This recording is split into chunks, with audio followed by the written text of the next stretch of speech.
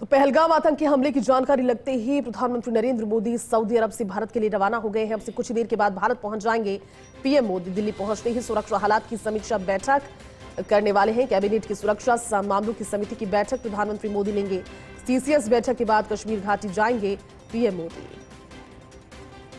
देश के प्रधानमंत्री नरेंद्र मोदी जो सऊदी अरब के 2 दिवसीय दौरे पर थे, कल ही सऊदी अरब के लिए निकले थे। उन्हें रुकना था, लेकिन जैसे ही देश की पीड़ा को जाना, समझा कितना बड़ा आतंकी हमला हुआ है, तुरंत अपने दौरे को स्थगित किया और पुनः अब वापस भारत लौट रहे हैं प्रधानमंत्री नरेंद्र मोदी। एक बड़ी हाई लेवल समीक्षा मीटिंग उनके द्वारा की जाएगी और इस हमले के तुरंत बाद गृहमंत्री अमित शाह ने भी हाई लेवल बैठक बुलाई। और देखिए, इतना तो भारत जानता है और इतना तो हर भारतवासी जानता है कि इस तरह के नापाक हरकतों का भारत के पास बखूबी जवाब देने की ताकत है। सही समय, बस उसके लिए इंतजार।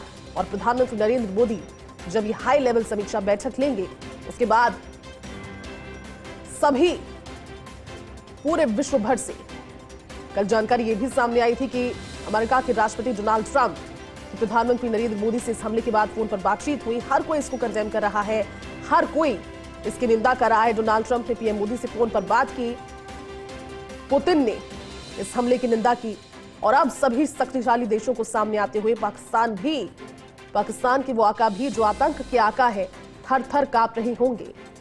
हालांकि काराना हरकत उन्होंने की, लेकिन अंजाम से भी भलीभांति वाकिफ है। जिन लोगों को खोया है, उनकी पीड़ा पूरे देश भर की पीड़ा है और पूरा देश उस पीड़ा को समझता है। क्रोध नापाक आतंकियों के लिए, उन हरकतों को अंजाम देने वाले आतंकियों के लिए पूरे देश भर में क्रोध उबाल पर है। इस हमले में टारगेट किलिंग हुई है, पर्यटकों को निशाना बनाया गया। हालांकि मौत के आंकड़े की स्पष्ट जानकारी आना अब तक हो नहीं पाया है। 16 लोगों की मौत की पुष्टि, जिसमें 2 लोग बाहर के टूरिस्ट बताए जा रहे हैं।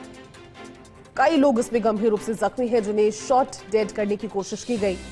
तुरंत हाई लेवल बैठक गृहमंत्री अमित शाह ने बुलाई, लेकिन जब जेद्दा प्रधानमंत्री नरेंद्र मोदी पहुंच गए थे सऊदी अरब में, उनसे भी बात की और उसके बाद अब आईबी चीफ और गृह सचिव भी वहां पर मौजूद हैं। हर एक हालात पर नजर बनाए रखे हैं।